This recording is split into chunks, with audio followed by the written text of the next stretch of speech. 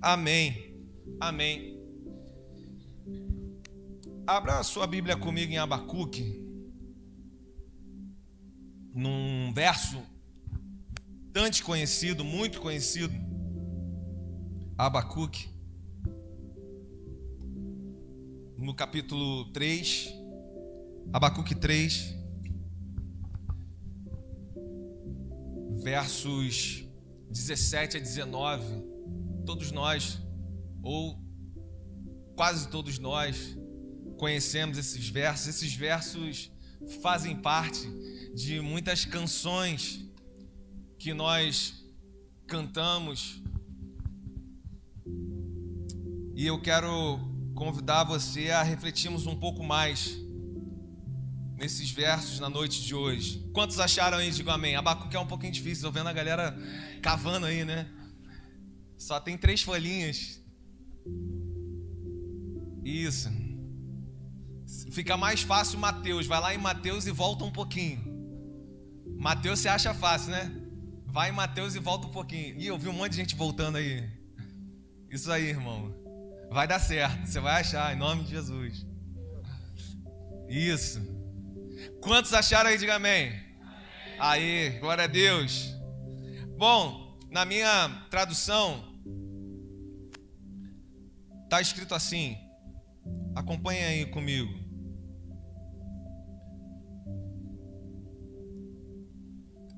Ainda que a figueira não floresça, nem haja fruto na vide, ou produto da oliveira minta, e os campos não produzam mantimentos, as oliveiras sejam arrebatadas do aprisco, as ovelhas sejam arrebatadas do aprisco, e nos currais não haja mais gado, todavia eu me alegro no Senhor, exulto no Deus da minha salvação. O Senhor Deus é a minha fortaleza, e faz os meus pés como os da corça, e me faz andar altaneiramente, ou seja, no mais alto das montanhas, aonde eu sei que eu estou seguro.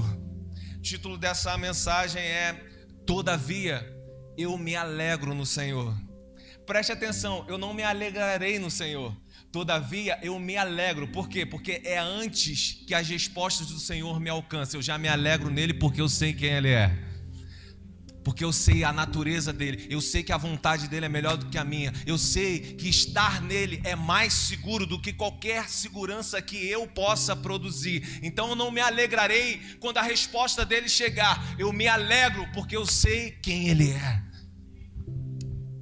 E ele é fiel em cada uma das promessas que ele fez. É o nosso Jesus. Abacuque o autor escreve esse livro na direção do próprio Senhor. Em alguns versículos nós vamos ver aqui o Senhor falando: pega a tábua, escreve, de maneira que aquele que passar correndo vai ver. Ou seja, de forma para que todos entendam, porque o Senhor desejava não que alcançasse só o povo daquela época, mas que estivesse alcançando a mim e você a mesma mensagem nos dias de hoje.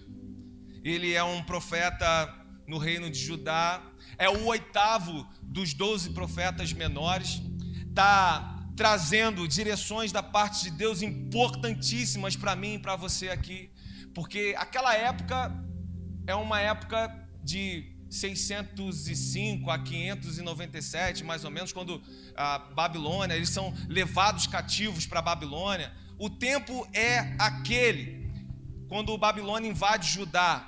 E ele tem alguns questionamentos ali, semelhante a Jó, a Jeremias, a Asaf, que enfrentaram também dias muito ruins, e algumas indagações no seu coração, como eu e você enfrentamos.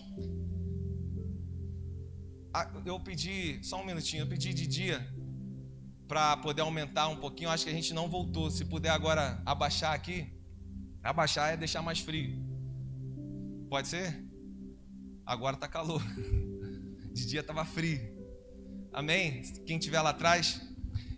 Então, semelhante a Jó, semelhante a Asaf, Jeremias, ele enfrenta dias difíceis, dias de idolatria, depravação do povo que está ali com ele, e que o povo também vai sofrer repreensões da parte de Deus por isso, justiça divina por causa disso.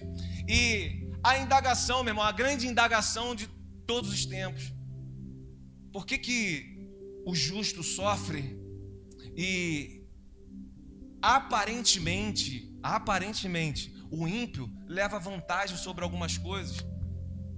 Por que o justo que está reto, Senhor, nos seus caminhos, por que o seu povo que está aqui, ele sofre repreensões da sua parte? Por que ele está sofrendo? Por que ele passa por isso? E aquele que não está nem aí para o Senhor, parece que tudo vai bem. Ele traz algumas dessas indagações que eu e você também trazemos no nosso dia a dia, sobre estarmos aqui num contexto igreja, em comunhão, nós dizimamos, nós ofertamos, nós oramos. E por que algumas coisas não são evitadas? Por que algo tão duro às vezes está acontecendo nesse momento comigo? Se você perceber, esse livro ele termina com a parte que nós lemos, talvez uma das orações mais bonitas da Bíblia. Ele termina com uma exclamação referente ao Senhor e a fidelidade que ele tem no Senhor. Porém, o livro começa com uma pergunta, com uma interrogação. E se você voltar uma folhinha comigo aí, você vai ver qual é a exclamação, como que ele começa esse livro aqui, que é exatamente com, olha aqui para mim, o enigma da oração que não é respondida. Ou isso pode se equivaler ao silêncio de Deus. O silêncio de Deus que a gente que já viveu um pouquinho mais, a gente sabe que é didático, que ele ensina e como ensina, mas também esse silêncio é quase insuportável de viver. Quando nós clamamos, falamos: não é possível, o Senhor não está me ouvindo. Quando nós oramos e parece que o Senhor está indiferente, nada acontece em direção àquilo que nós oramos. É uma porta que não se abre, é o afastado que não desperta. É aquele que a gente sabe que tem um ministério no Senhor e aquilo nunca desenvolve, sabe? E a gente continua clamando, e a gente continua orando, mas parece que o Senhor não ouve. Porque também parece, entre aspas aí, que nada está acontecendo. E ele vai falar do verso 2 ao verso 4 assim: até quando, Senhor, clamarei eu e tu não me escutarás? Eu vou ler aqui, se você puder colocar aqui na frente também. Marquinhos, se puder colocar só um pouquinho de agudo aqui. Se puder colocar aqui na nova linguagem. Tem aí? Na nova linguagem? Vai ficar mais fácil de entender. Ele diz assim: ó Senhor Deus, até quando clamarei pedindo ajuda e tu não me atenderás? Até quando gritarei violência e tu não nos salvarás? Por que me fazes ver tanta maldade? Por que toleras a injustiça? Estou cercado de destruição e violência, há brigas e lutas por toda parte. Por isso ninguém obedece à lei e a justiça nunca vence. Os maus levam vantagem sobre os bons e a justiça é torcida. Até quando, Senhor? Até quando o Senhor vai ficar em silêncio, sem falar nada, sem agir, com tanta opressão acontecendo sobre o nosso povo, com tanta crueldade, com tanto roubo, violência, pleito e luta que os ricos praticam contra os pobres, e eles se beneficiam disso, da impunidade da lei, que faz com que a justiça cada vez mais seja corrupta, e eles esmagam os mais pobres. Ele está falando: até quando? Porque eu tenho clamado, mas até quando? Ele vai dizer embaixo: eu vou ter que clamar. Ou seja, tinha tempos, irmão, há tempos que ele levantava essa queixa da depravação moral de Judá. Há tempos que ele clamava socorro ao Senhor. E o que está sendo passado aqui é que até esse profeta, que ficou de registro para mim e para você na Bíblia, ele está desanimando. Parece que Deus realmente não vai agir. Parte de um desânimo também. Deixa eu falar uma coisa para você. Deus sempre tem respostas no tempo determinado pela sua vontade. Eu vou repetir isso. Deus nunca está indiferente ao que o povo dele está vivendo. Ele sempre vai ter respostas, porém, no tempo determinado pela sua vontade. E acredite, essa palavra diz a vontade dele que é boa, perfeita e agradável. É melhor, irmão, é melhor viver o tempo da vontade dele do que enfiar os pés pelas mãos, andarmos pela nossa vontade e depois termos que carregar os nossos erros nas costas. E os nossos erros são pesados, fora dos caminhos do Senhor. Amém ou não amém? Quem já viveu um pouquinho mais sabe muito bem do que eu estou falando. O povo está ali pedindo respostas para o profeta. Imagina, o profeta é quem vai levar a resposta, irmão. Então o povo está ali pedindo. Aí o profeta está pedindo as mesmas respostas para Deus.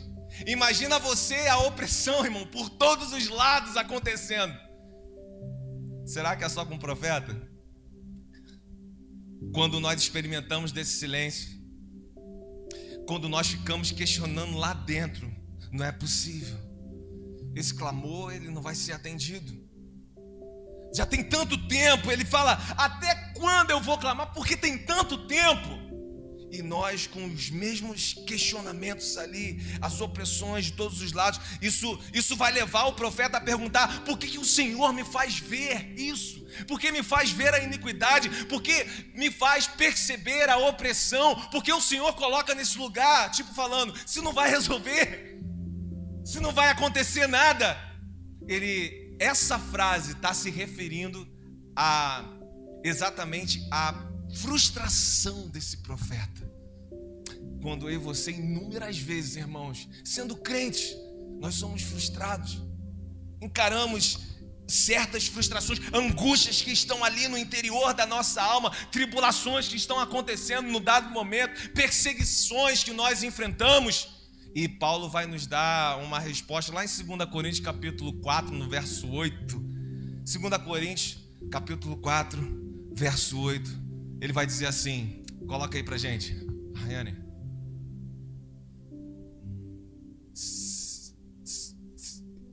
De todos os lados somos pressionados, mas não desanimados. Ficamos perplexos, mas não desesperados. Vai. Somos perseguidos, mas não abandonados. Abatidos, porém não destruídos. Eu creio que o Senhor já está dando alguma resposta aqui nessa noite para alguns de nós. Às vezes parece que isso não está acontecendo, mas quando você lê Paulo falando isso, é verdade. É verdade, porque sim, eu posso estar muito abatido, mas eu não me sinto abandonado quando Ele vem sobre mim. Quando o cuidado dele através da vida de um irmão chega na minha vida. E isso renova o nosso vigor, renova o nosso ânimo. Continua aí, Rayane. Gabi que está lá, né? Continua, o outro verso. Olha o que ele vai dizer. Trazemos sempre em nosso corpo o morrer de Jesus, para que a vida de Jesus também seja revelada em nosso corpo. Pois nós que estamos vivos somos sempre entregues à morte por amor a Jesus, para que a sua vida também se manifeste em nosso corpo mortal. De modo que em nós a tua morte, mas em vós a vida. Está escrito, criei, por isso falei. Com esse mesmo espírito de fé, nós também cremos e por isso falamos, porque sabemos que aquele que ressuscitou o Senhor Jesus dentre os mortos, também nos ressuscitará com Jesus e nos apresentará com vocês. Paulo escrevendo aos Coríntios. E aí abrindo uma aspas aqui, irmão, porque isso traz esperança a mim e você. Nós sabemos que nessas frustrações, o quanto que esses princípios estão nos guardando, essa verdade está nos guardando. Mas Paulo vai declarar aqui que a vida de Cristo ela se manifesta por meio de uma entrega diária à morte. E o próprio Jesus falou assim: quer me seguir? Tome a sua cruz todos os dias. E algumas pessoas não entendem muito bem isso, porque você não vê ninguém andando com cruz aí, né, irmão? Nas costas e tal, como Jesus andou. Mas essa frase ou essa palavra é para que todos os dias possamos colocar num instrumento de morte todos os nossos desejos carnais, a nossa vontade carnal. Tome a sua cruz todo dia, mate a sua carne todo dia e viva pelo Espírito que vai habitar em você quando você reconhece que eu sou o Salvador da sua vida. Nós encontramos paz e alívio nesse lugar, entregando a morte todos os dias. Para que haja vida, irmão, vale a pena morrer, amém ou amém? Ih, pastor, o senhor está com um papo aí meio estranho. Negócio de morte, eu não gosto muito desse negócio, não. Já me dá um ataque cardíaco aqui, ó. Já fico, ó, já bota a mão aqui, né? Fica tranquilo, tem bastante enfermeiro aí na igreja, irmão. Qualquer coisa a gente vão aí, tá?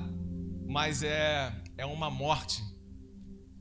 É uma morte carnal. Para que haja a vida que nós encontramos em Deus, que é o autor da vida, vale a pena morrer. Aliás, para que isso fosse possível na minha e na sua vida, o filho dele morreu. Ele entregou o próprio filho por amor a mim e a você. Foi no sacrifício, numa morte, que hoje nós podemos desfrutar dessa vida espiritual em Cristo Jesus. Ele deu o maior exemplo do quanto vale a pena. Para que haja vida com Deus, vale a pena morrer à prática do pecado. Para que haja a vida no nosso casamento, vale a pena morrer à infidelidade, o desrespeito um com o outro. Vale a pena a promiscuidade. Para que haja vida em mim e você, vale a pena morrer a falta do perdão, que sempre amargura o nosso coração, que sempre nos torna azedos, amargos. Em qualquer situação da nossa vida, vale a pena matar isso dentro de nós, vale a pena matar o orgulho, as vaidades que todos os dias nos aprisionam para uma vida destrutiva. Vale a pena, vale a pena, vale a pena matar o que faz separação do nosso Senhor no nosso coração, no nosso interior. Vale a pena submeter à vontade dele para que haja vida. E acredite, irmão, você viu ele falando morrer em nós para que haja vida em vós. Quando nós tomamos esse posicionamento, tem vida que começa a fluir através de você, para o seu lar, para a sua família, para a sua casa. Aonde você está, tem vida que começa a fluir através de você. A partir de você, você começa a liberar a mesma vida em Cristo Jesus. A escolha desse povo aqui de Judá, a escolha que eles fizeram pelo que era mal, pelo que não vinha de Deus, fez com que esse povo sofresse anos e anos de aprisionamento, de cativeiro, levado lá ao rei Nabucodonosor, presos em Babilônia, cativos, escravos, se tornaram escravos por escolherem o que era mal, por escolherem a idolatria, por escolherem servirem a outros deuses. E se você acompanhar comigo do verso 6, acompanha aí, do verso 6 ao verso 11, olha que agora vai acontecer. Ele está lá, ele levanta essas questões. Até quando, Senhor? Ele está falando desse povo, ele está falando da idolatria do povo. Até quando? Até quando? E aí vai vir uma resposta assim: estou atiçando os caldeus, aquele povo cruel e violento, sempre pronto para marchar pelo mundo inteiro, a fim de conquistar as terras dos outros. Presta atenção aqui. Ele está atiçando esse povo contra o próprio povo de Deus. Ele está enviando esse. E como que era esse povo babilônico, os caldeus? Ele vai dizer aqui, verso 7: esse povo espalha o medo e o terror, fazem valer as suas próprias ordens e leis. Esse povo, por onde passa, irmão, tem terror, tem medo. E eles chegam lá, eles não respeitam a lei da cidade, eles fazem valer a lei. Agora é o que a gente vai mandar. mandar vocês fazerem, eles vão oprimir, eles vão escravizar. Verso 8, os seus cavalos são mais rápidos do que os leopardos, são mais ferozes do que os lobos desertos, os seus cavaleiros avançam montados, eles vêm correndo de longe, rápidos como águia quando se jogam sobre o animal que ele está caçando. Os soldados avançam ansiosos para conquistar, conforme avançam vão espalhando terror por onde eles passam. Os seus prisioneiros são muitos, são muito mais numerosos do que os grãos da areia da praia. Os soldados babilônicos zombam dos reis, dos príncipes e caçoam dos governantes. Eles das fortalezas, levantam uma rampa de ataque, conquistam um amontoado. Eles chegavam lá, não querem saber, irmão, se tem como entrar ou não tem. Vão levantar uma rampa, vão pular pelas muralhas da cidade, eles vão invadir de qualquer jeito, espalhar pânico e terror. Depois vão em frente como o vento que passa. Eles não adoram outro Deus senão a sua própria força. Ou seja, para eles são próprios deuses das suas vidas.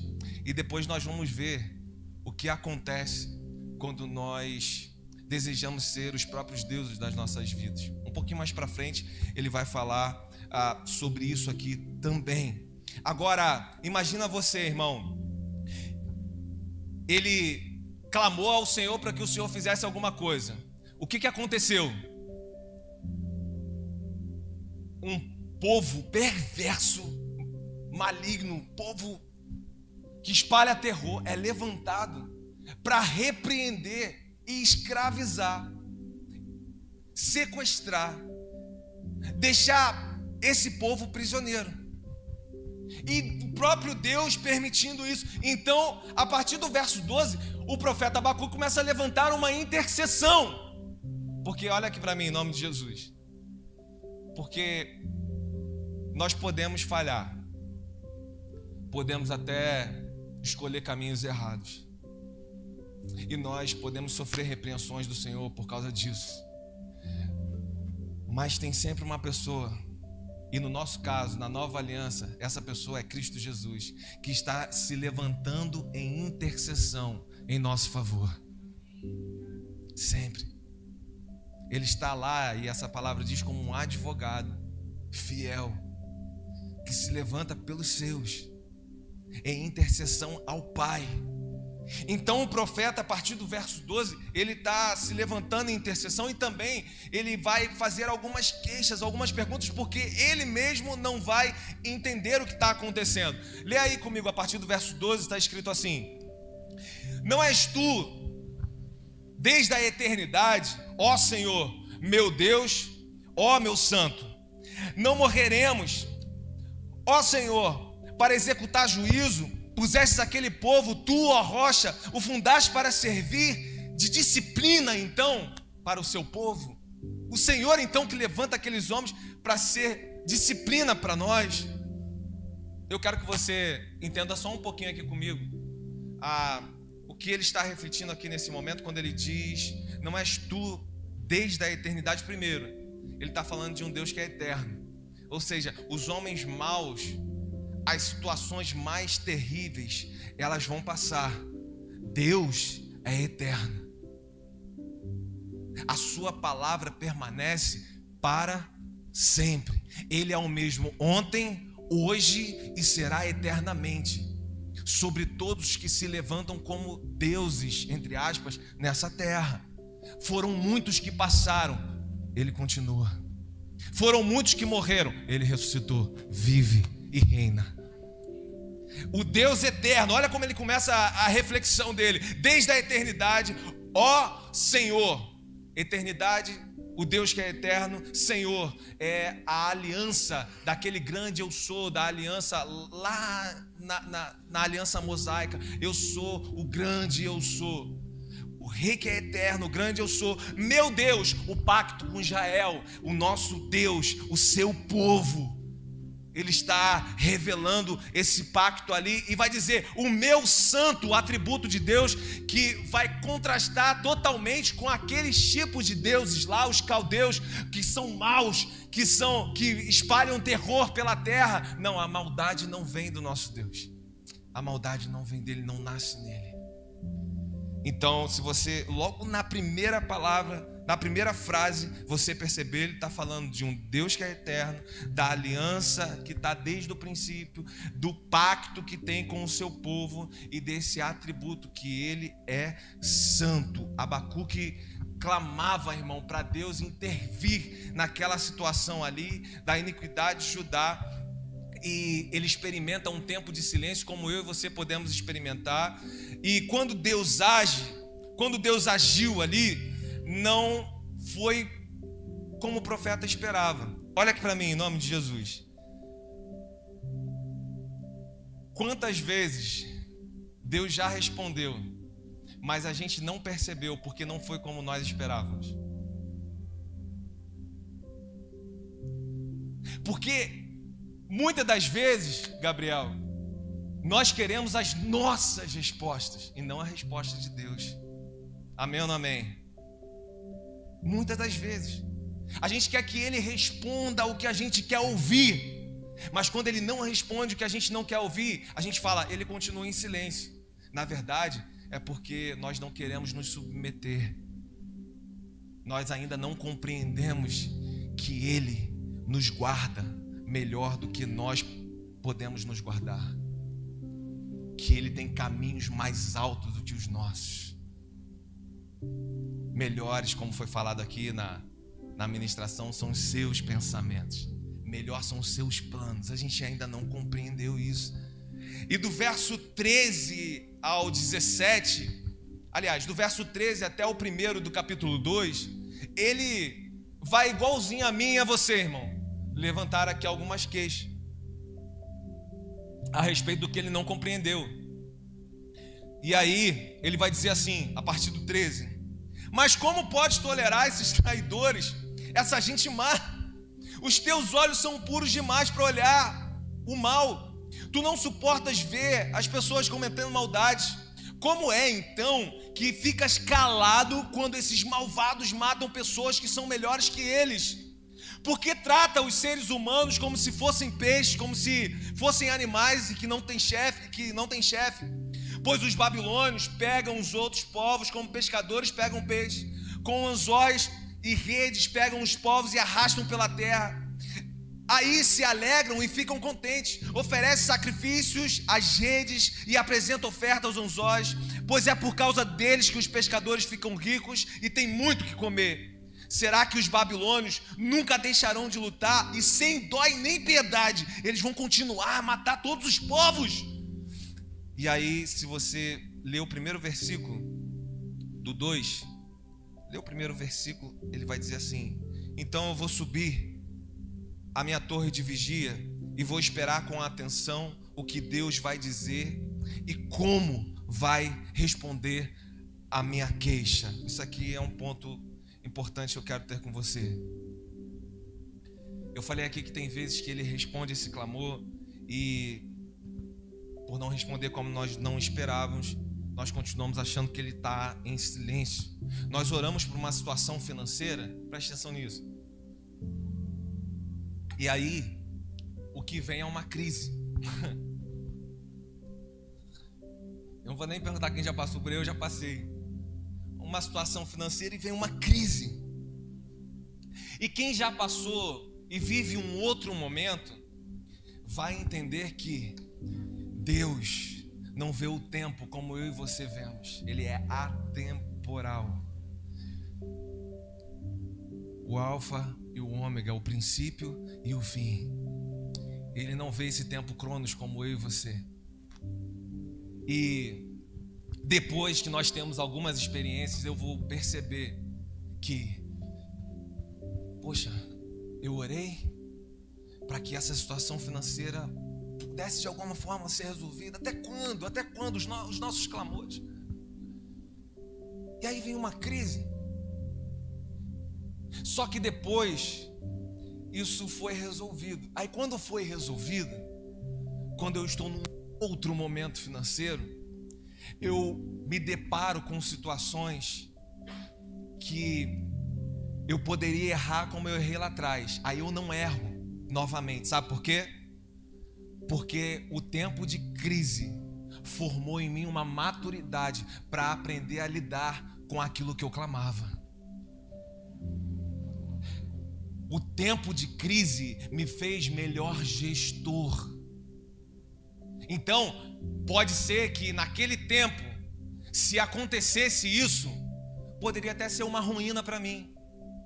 Poderia me ensoberbecer, ou eu poderia perder o que tinha ali. Mas o Senhor, Ele é sábio. O Senhor vai colocar na sua mão aquilo que Ele preparou você para receber. E depois eu pude compreender. Obrigado, Senhor, pelo tempo de crise, porque o tempo de crise me fez melhor gestor financeiro para que agora eu não me perdesse nisso. E isso vale para todas as outras áreas da nossa vida. Só que quando nós estamos vivendo, o que nós dissemos? Não é possível. Exatamente o que Abacuque está trazendo aqui. O Senhor não está percebendo, o Senhor não está vendo, o Senhor vai continuar permitindo isso. E Ele está formando, na verdade, você melhor gestor naquela área. Ele vai te sustentar nesse tempo difícil. Ele vai fazer com que você possa passar. Às vezes Ele não vai dar a vitória, irmão, mas Ele vai estar lá comigo, com você. E a nossa vitória é saber que a presença dEle não se aparta de nós, porque com a presença dEle nós podemos continuar. Lembra do povo lá, quando eles descem e ele está lá, o povo levantou um bezerro, e aí Moisés vai interceder lá por eles e tal, e Deus fala assim: não, vocês podem ir, que eu vou dar vitória para vocês nesse caminho. Ele fala: Senhor, eu não tiro o meu pé daqui se a sua presença não for conosco. Por quê? Porque mais do que as vitórias que o Senhor pode nos dar nesse caminho, mais importa é a sua presença nos guardando. Só que é preciso atravessar os tempos de crises e ter maturidade na fé para isso, amém ou não amém? Porque na maioria das vezes nós preferimos as portas abertas de vitória, e seja qualquer vitória que for, ao invés da presença dEle.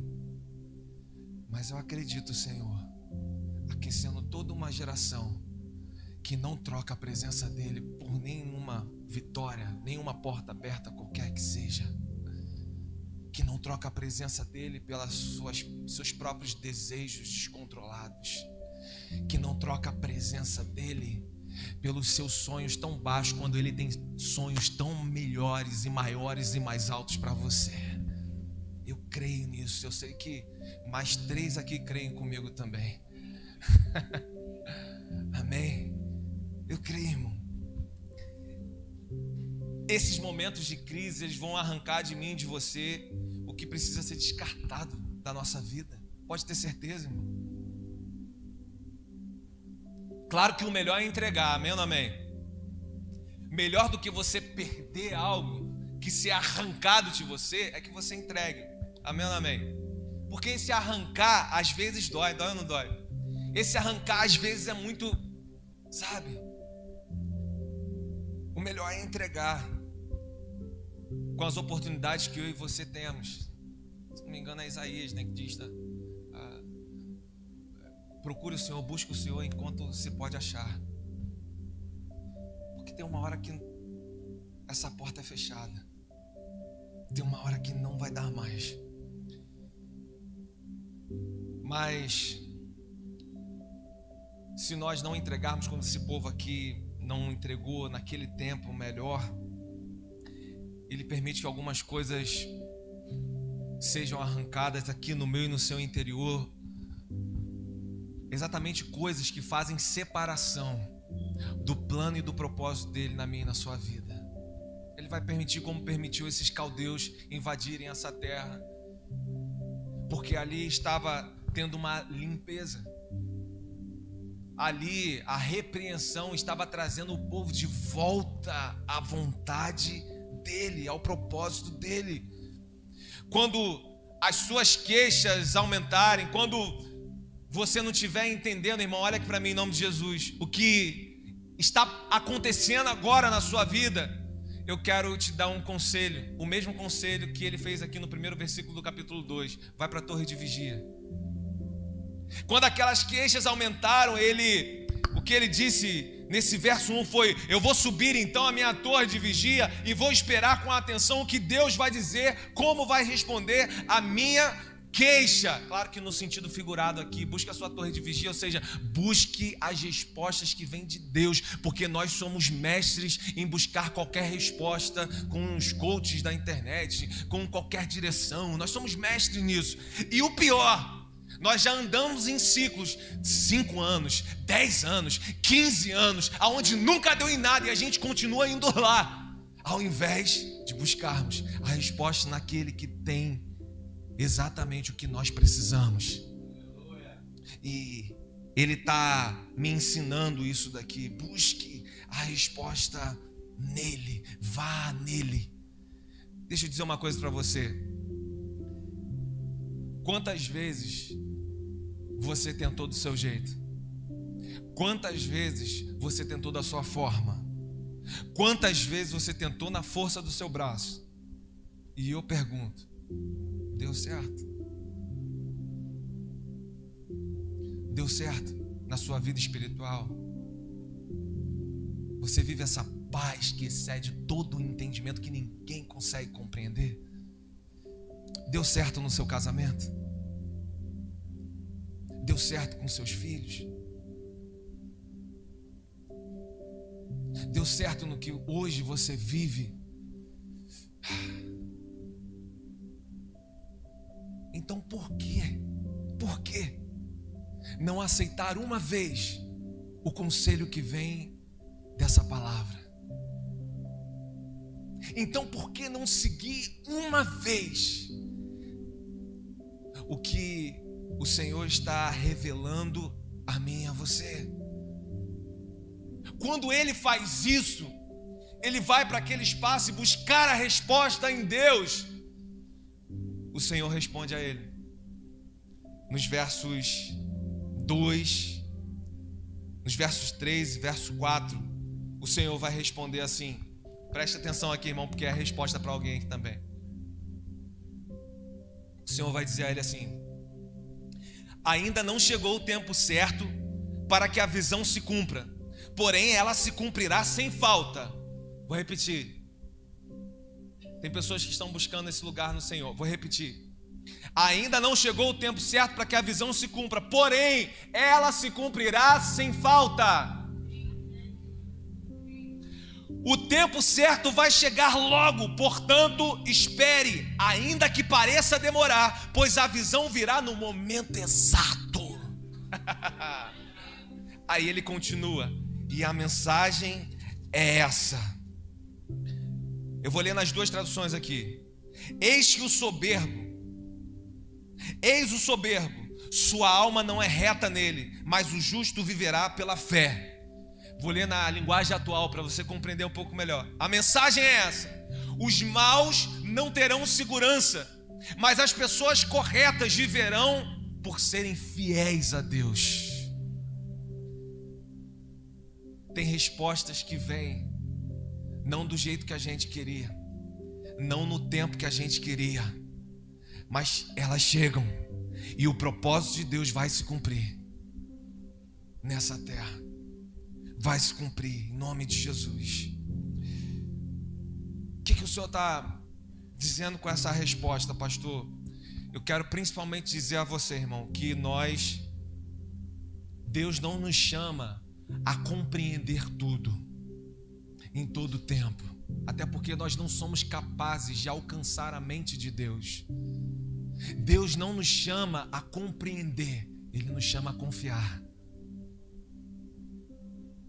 E como que é difícil às vezes confiar quando a gente vê tudo desmoronando na nossa frente, quando a gente vê as faltas de respostas aos nossos clamores, quando parece que Ele está, parece que Ele está indiferente. Ei, Ele está te chamando ainda mais a confiar naquele que pode todas as coisas. Salmo 37, no verso 5, vai dizer: entregue o seu caminho ao Senhor, confia nele e o mais ele fará. Ou em algumas traduções, e o Senhor agirá. Eclesiastes, no capítulo 3, vai dizer: há um tempo certo há um tempo certo para cada coisa, mas não há um tempo certo só para cada coisa. Vai dizer: há um tempo certo também para cada propósito debaixo do céu. Salomão vai dizer, dizendo assim: existe o tempo que você nasceu e o tempo que você vai morrer, o tempo que você vai sorrir e o tempo que você vai chorar, o tempo que você vai se entristecer e o tempo que você vai celebrar. Agora ele vai perceber que isso é um ciclo que nunca para. Isso vai continuar acontecendo e que nós não podemos intervir 1 milímetro naquilo que já está estabelecido. Por que então, pastor, esse mal? Por que a permissão desse mal?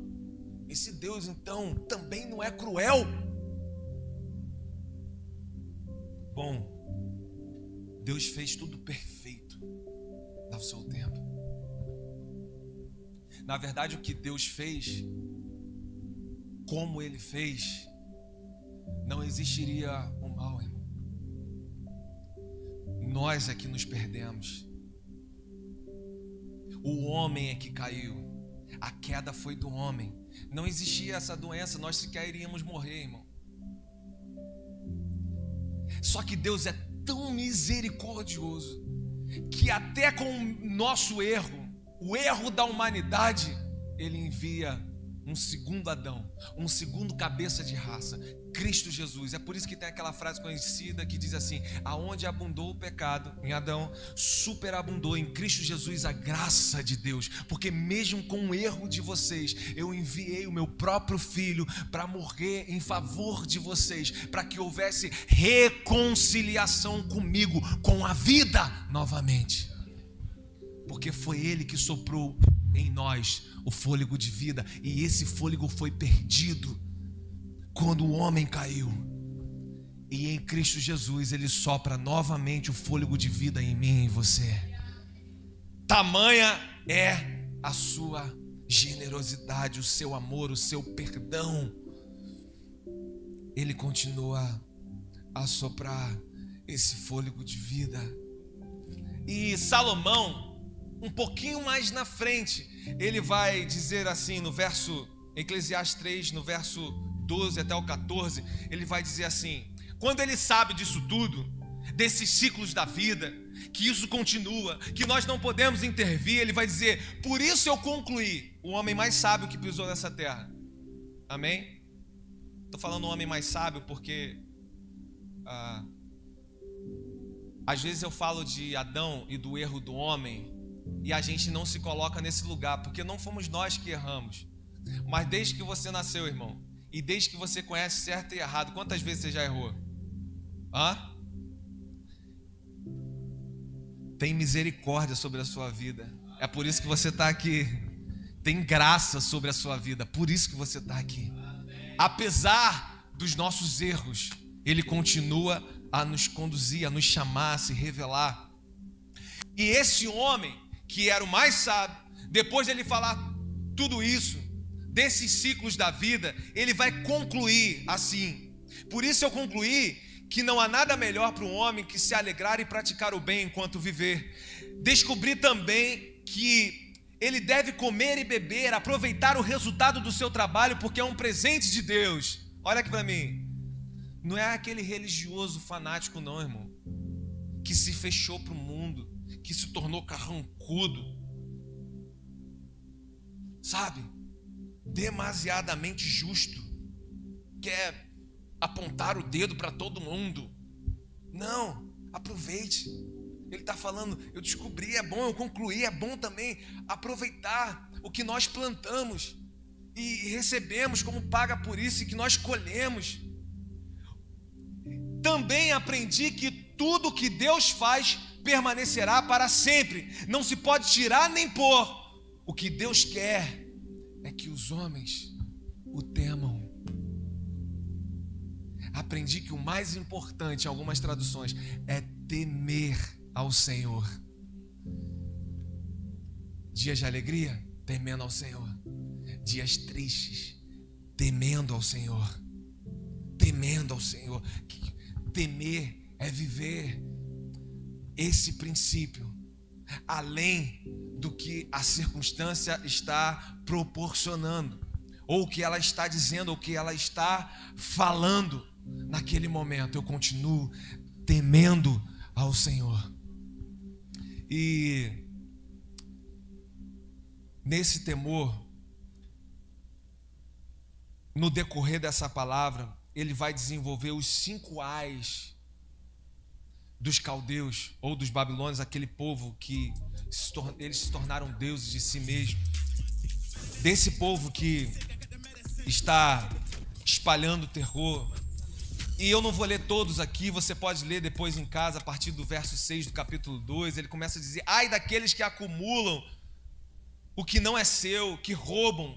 Ai daqueles que edificam cidade, no verso 12, e segue fundando com iniquidade, escravizam os outros para que a sua vontade seja feita. Ai daqueles que ajuntam em sua casa bens que não são seus. Ai daqueles que estão... que tem na sua casa bens que não são seus. Ai daquele que beber e misturar na bebida do seu irmão alucinógeno para que a vergonha dele venha à tona. E ele começa a falar esses 5 ais, irmãos. Ai desse povo, porque esse povo que o Senhor permitiu ser disciplina para o seu próprio povo nesse dia, um dia também vai ter que bater de frente com o próprio Senhor. E eles estão nas minhas mãos, e ai deles que feriram aqueles que não eram para ferir. E Abacuque vai fazer essa linda oração, falando sobre o governo de Deus sobre todas as coisas.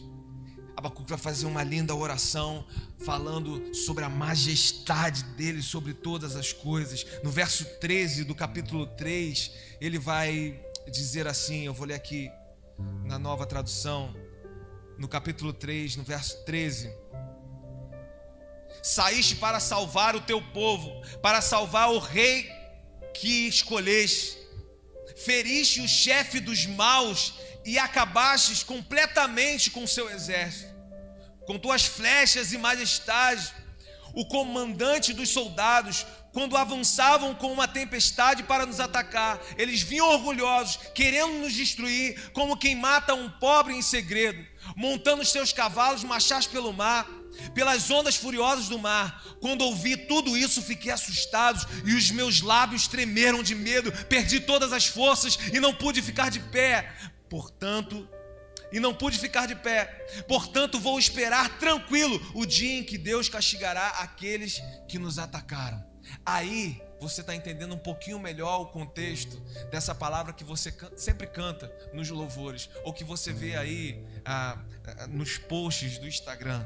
Depois disso, ele faz essa oração, e é depois disso que ele vai falar: ainda, Senhor, ainda que a figueira não floresça, nem haja fruto na vide, o produto da oliveira minta, e os campos não produzam mantimentos, as ovelhas sejam arrebatadas do aprisco, e nos currais não tenha gado. Todavia, ainda assim, Senhor, eu me alegro no Senhor, exulto no Deus da minha salvação. O Senhor Deus é a minha fortaleza, e faz os meus pés como da corça. Me coloca nos montes altos, nos lugares seguros. Ainda não aconteceu, mas, Senhor, eu me alegro em Ti, porque eu sei quem o Senhor é. Você pode se colocar de pé? Queria que você se colocasse de pé sem que você conversasse com ninguém aí que está do seu lado, que você não saísse do seu lugar nesse momento, em nome de Jesus. Em nome de Jesus. Sabe por que corações como o de Abacuque vão se alegrar antes que as respostas cheguem? Porque ele sabe que no Senhor ele está a salvo. ele sabe que sobre a vontade de Deus é o lugar mais seguro para ele estar.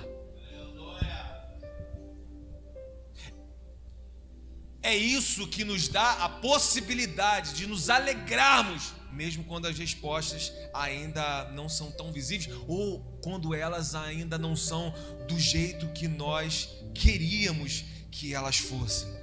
Irmão, olha para mim. Dias difíceis nós vamos viver, mas também vão passar.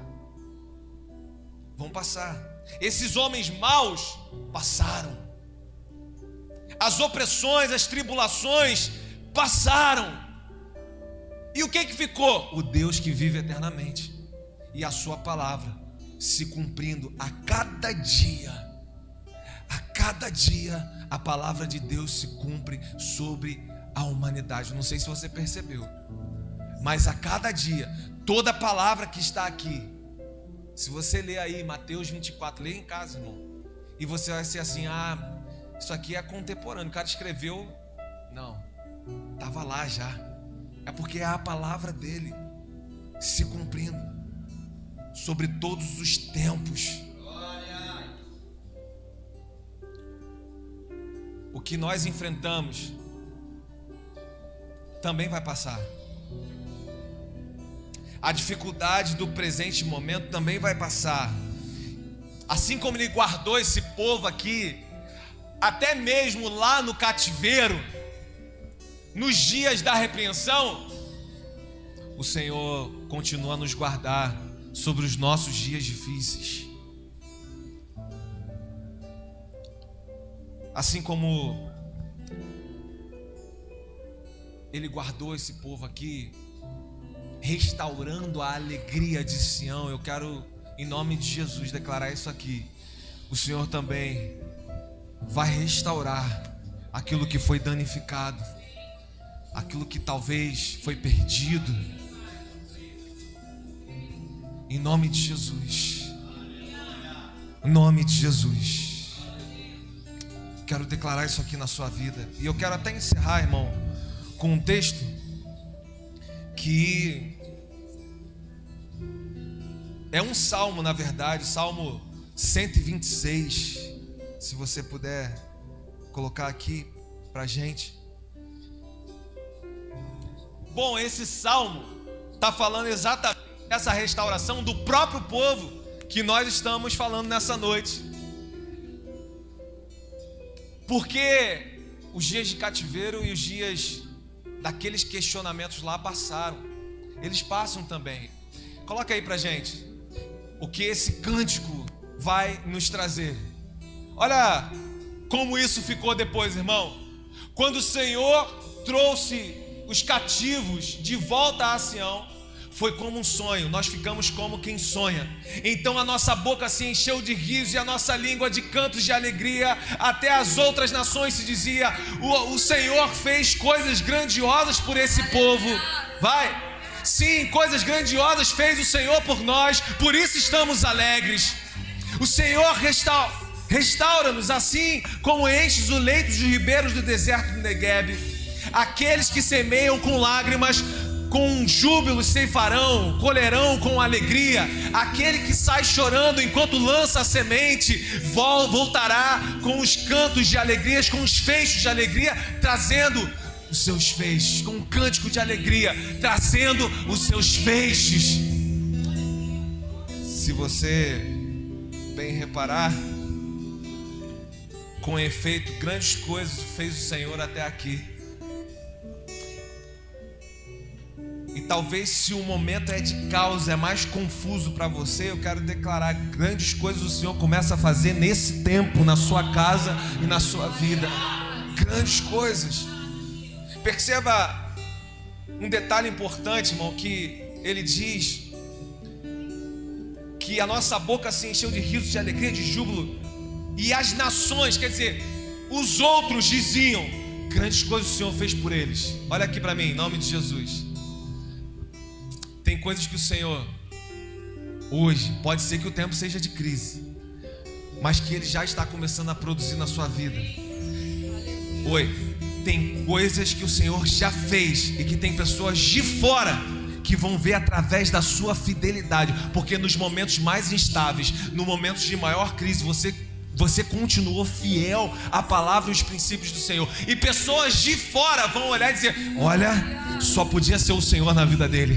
Grandes coisas fez o Senhor. Só pode ser esse Deus aí que fez na vida dele. Eu conheço ele. Ele não seria essa pessoa diante dessa dificuldade. Ele não seria essa pessoa diante dessa crise. E ele perderia logo as estribeiras. Eu sei, ele é outra pessoa. Não é possível. Grandes coisas o Senhor fez na vida dele.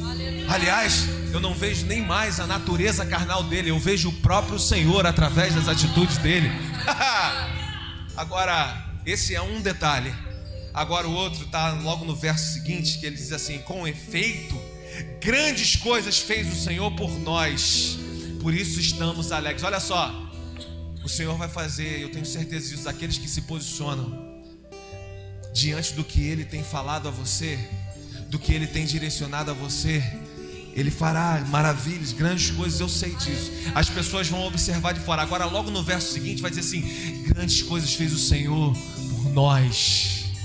Esse é um detalhe valiosíssimo, irmão, porque às vezes você está aqui nessa noite e você chegou aqui murmurando, você chegou aqui como o profeta, num momento tão difícil que você só consegue fazer queixas ao Senhor, você só consegue questionar ao Senhor. E na noite de hoje Ele está dizendo aqui: ei, esse é um princípio que deve ecoar no meio do seu coração. Lembra aí de quantas coisas grandiosas o Senhor já fez por você. Se existe a importância daqueles que estão do lado de fora verem a transformação e o que Ele tem feito na nossa vida, a mesma importância se dá de você mesmo, eu mesmo, reconhecer com alegria, com gratidão o que Ele já manifestou na minha história, o que Ele já transformou na minha casa, o que Ele já fez no meu viver. E quantas coisas Ele fez. E quantas vezes Ele nos resgatou, e quantas vezes Ele estendeu a mão novamente, e quantas vezes Ele nos colocou de pé diante do nosso abatimento, e quantas vezes Ele foi lá para se revelar mais uma vez e para revelar a sua vontade mais uma vez. Quantas vezes? Por isso, pode na noite de hoje o sorriso voltar à sua boca, o sorriso voltar aos seus lábios, ainda que a figueira não floresça, ainda que não haja mais as ovelhas no pasto, ainda que eu não consiga agora, nesse momento, experimentar, todavia o sorriso volta aos meus lábios, porque eu sei em quem eu tenho crido, eu sei que Ele é fiel para fazer infinitamente mais de tudo aquilo que pedimos ou pensamos, eu sei que a sua misericórdia repousa, continua a repousar nas nossas vidas, e Ele está aqui e continua a operar o grandioso milagre. Qual milagre, pastor? O milagre de mesmo quando nós nos perdemos nos nossos questionamentos, as respostas do alto chegam até a mim e a você e nos coloca de volta na direção de excelência a qual Ele desejou desde o início.